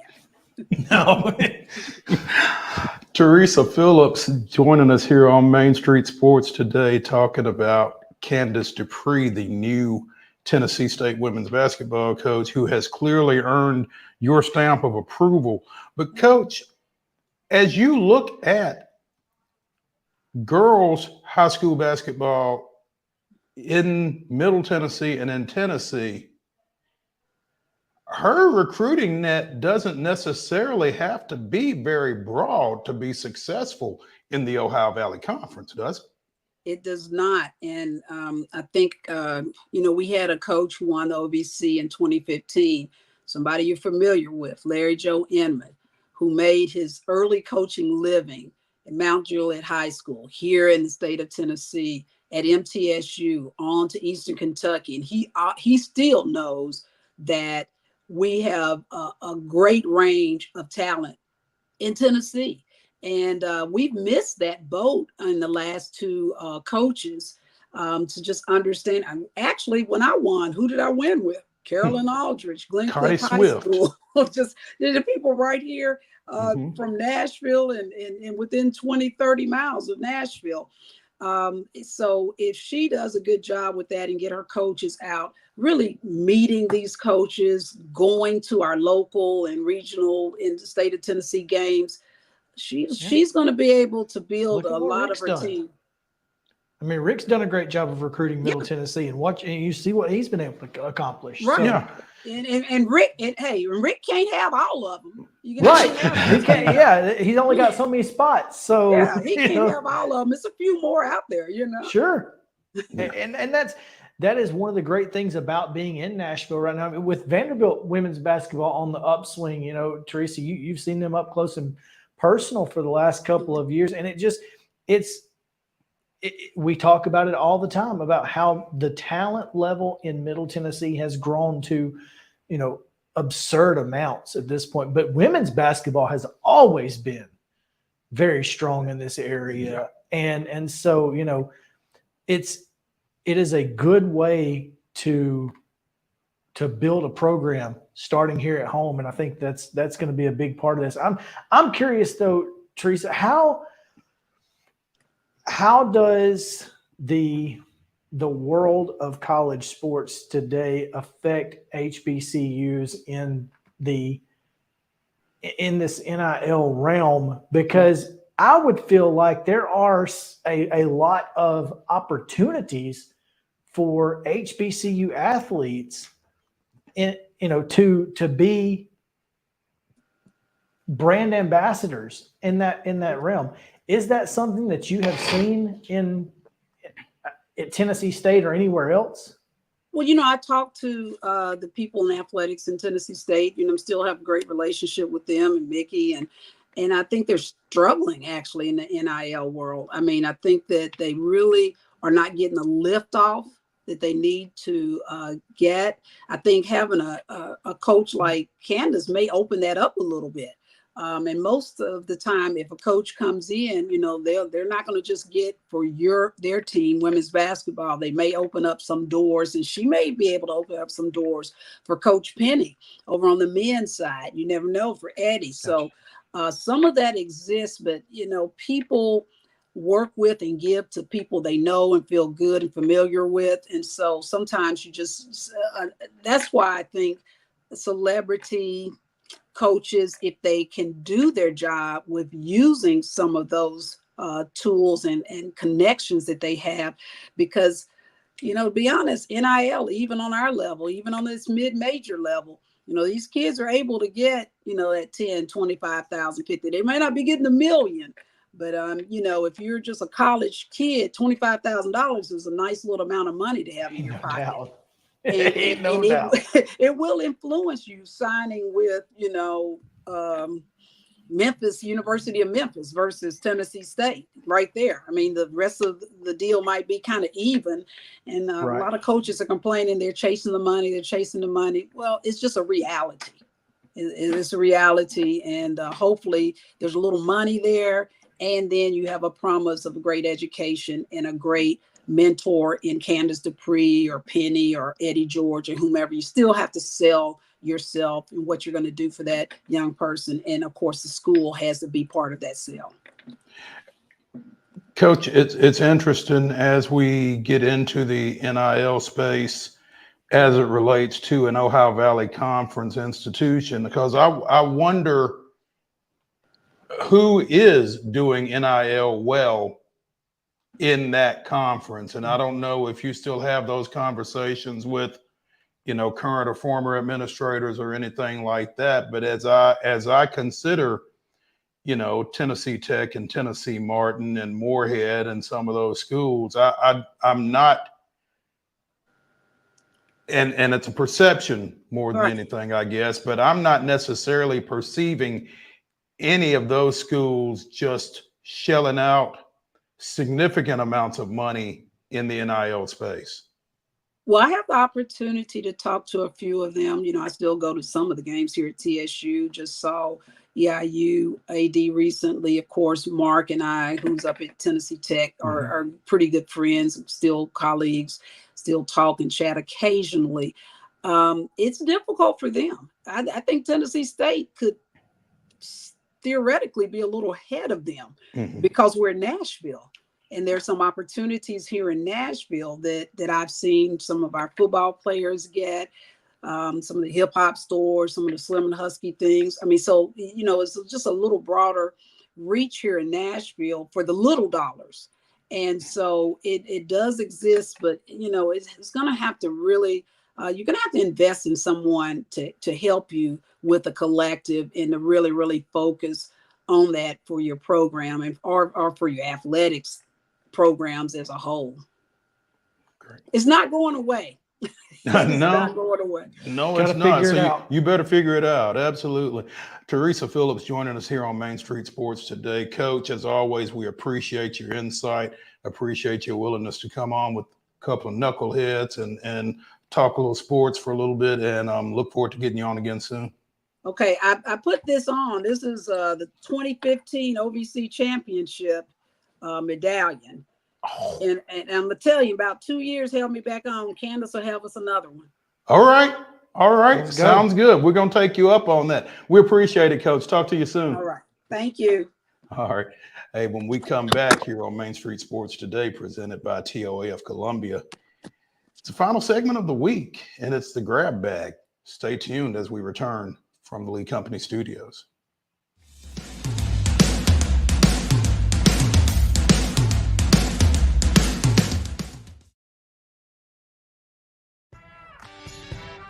I'm Maurice Patton, and on Main Street Sports Today, we bring you the voices of your favorite teams from preps to pros. Otherwise known as the VOT, Mike Keith. The bottom line is we can teach Will Levis woke. I just don't know who's going to work with you on your base stealing now that EY's gone. Well, that has nowhere to go but up. And I was just like, oh, guys, not again. Can we just bury that, burn that footage, and not bring it back? No. No. Thank you. We'll keep it going past the All-Star break, and looking forward to seeing how the rest of the season plays out. There's always a good story to tell. Can you guess where I am today, Mo? Where am I? It's not Reese Smith Field, is it? Yeah. Because anytime you play Chicago, you want to win. That's you got that right, and that's bottom line. Be a buzz. When you're walking the dog, you keep the bags that you need for the dog in the bag, and you don't even have to wear it. You can just hold it, which is what I do when I walk the dog. So I think the fanny pack probably needed a little rebranding. It did. It really did. On your show logo, we've got to get a puck in there. There's a basketball. There's a football. There's a baseball. Maybe not a puck. How about Mo brandishes a hockey stick? Tune in daily at 2 p.m. on Main Street Media TV.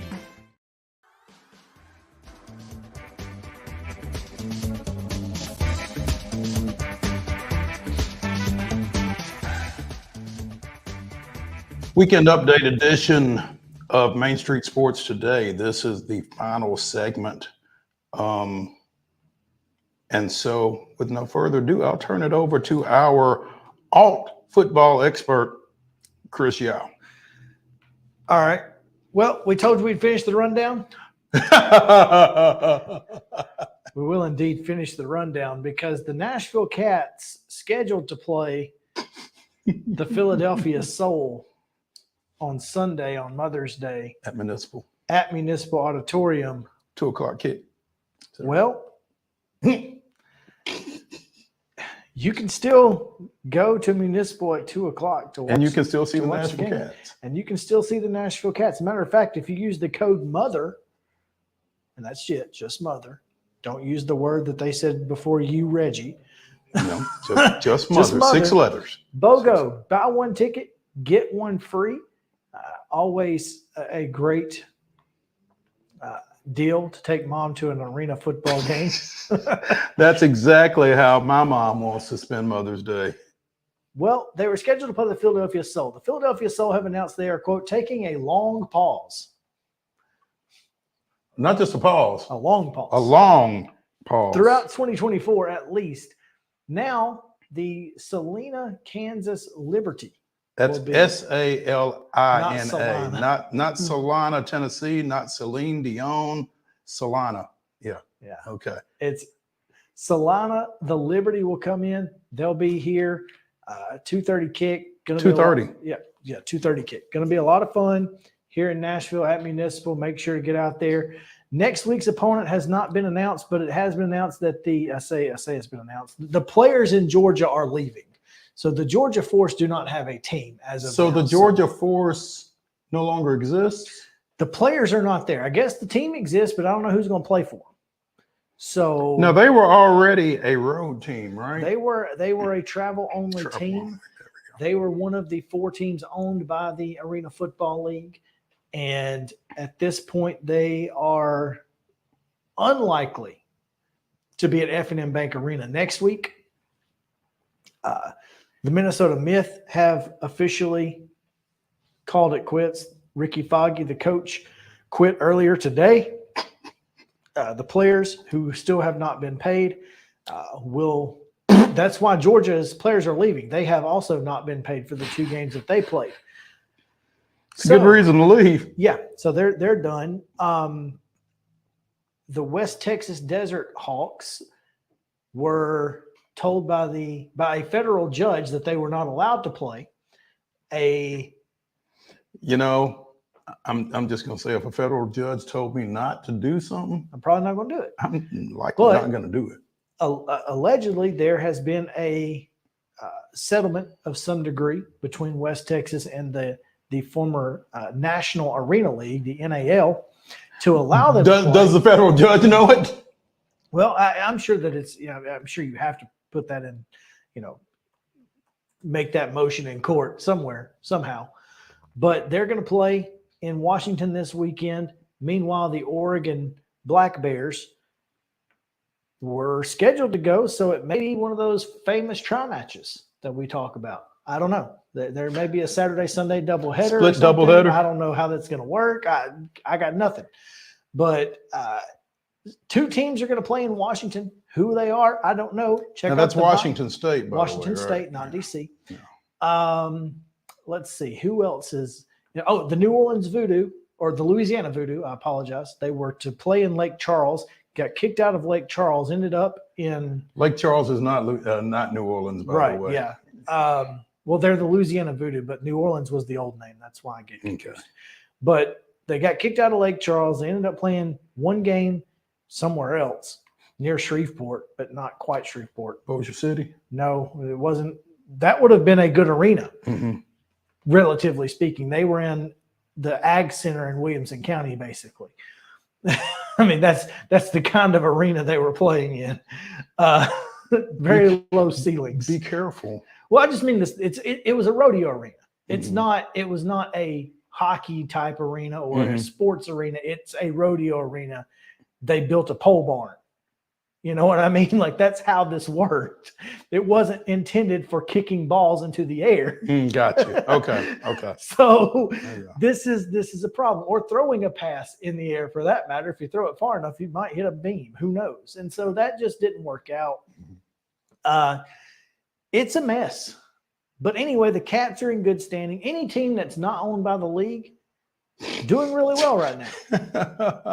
So, but no one has heard from Lee Hutton in about 10 days, who is the commissioner of the league. Like, he's literally hiding. Oof. So that's not great. Like face on milk cartons kind of thing. That's not great. No, not at all. But hey, real quick, if you do want to be a part of the Alley Cat fan club section, get your tickets in H4 for Sunday. 4 for Sunday. Okay. That's interesting. To continue our minor league football / alt football discussion, week 7 of the United Football League schedule is this weekend.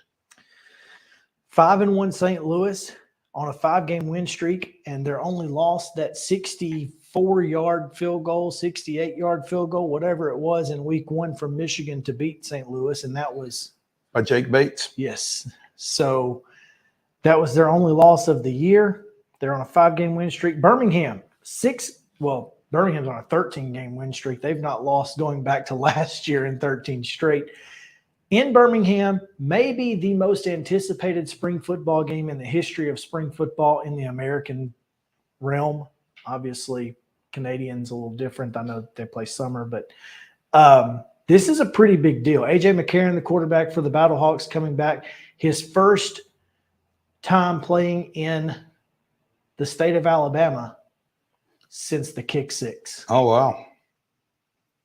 Okay. So tickets have been on sale all week, obviously, and they have continued to open previously closed areas of the stadium throughout the week as tickets have been in high demand. And Birmingham, typically, pretty big walk-up crowd usually, because they don't decide to go until it's, 1 So they know what the weather's going to be like. Yeah, so okay. that was at 3 o'clock. Is it 3 o'clock or 2 o'clock? I believe it's 2 o'clock Central because ESPN says 3 o'clock. So I believe it's 2 o'clock Central, St. Louis at Birmingham. That game will be aired on Fox if you don't want to go to Progressive Field. That game will be preceded on ESPN/ESPN Plus by 1-5 Memphis at 0-6 Arlington in the Somebody's Gotta Win game. Yeah. Sunday's doubleheader. The two worst teams and then the two best teams. All right. Yeah. Sunday's doubleheader begins at 10 a.m. on ESPN as the Michigan Panthers travel to the DC Defenders, followed at 1, also on ESPN, by the San Antonio Brahmas traveling to Corn Elder and the Houston Roughnecks. So 3 of the 4 games this weekend are on ESPN. The other one's on Fox. The best one's on Fox. Go figure. Yeah, and Birmingham has been the top viewership market as well. So clearly, you know why? Because it's football and it's Alabama. Well, and that just goes to show why they aren't coming to games. Why, because they're watching on TV. Yeah, they're watching it at the house. So good for them. But yeah. As we mentioned during the rundown, NSC plays at Charlotte tomorrow night. It's a 6:30 first touch. You can see it on Apple TV. Have you paid any attention to the Stanley Cup since the Predators were eliminated? I watched the Oilers lose to the Canucks on another randomly lucky. The Canucks are destined at this point. Well, I mean, seriously. And that wouldn't be such a bad thing for the Predators to be able to say we lost to the eventual Stanley Cup finalist, Stanley Cup champion, whatever. So, the Rangers are on a rampage right now. They lead Carolina 3-0 in their series. And I think it's pretty much New York and everybody right now. It's been crazy. I did not see that coming, but here we are. They can actually close it out tomorrow night at 6 o'clock on TNT, which is just nuts. Edmonton and Vancouver again tonight, though. You buried the lead on that one. What's that? Oh, Peter. The NY Rangers coached by. Well, this would be his second appearance in the Stanley Cup final since being fired by the Predators, wouldn't it? Because didn't he have he took the Caps? Was that before? No, that was Trotz, wasn't it, that took the Caps? Okay, well, either way, when you get fired by the Predators, good things happen. Just saw this on ESPN. Former Major League infielder, Little League World Series standout Sean Burroughs died at the age of 43 yesterday afternoon while coaching his son, Little League. So condolences to the Burroughs family. Of course, Sean, the son of former Major Leaguer Jeff Burroughs. So that's going to do it for this week here on Main Street Sports Today. Be sure and join us Monday at 2 o'clock. We'll see you then.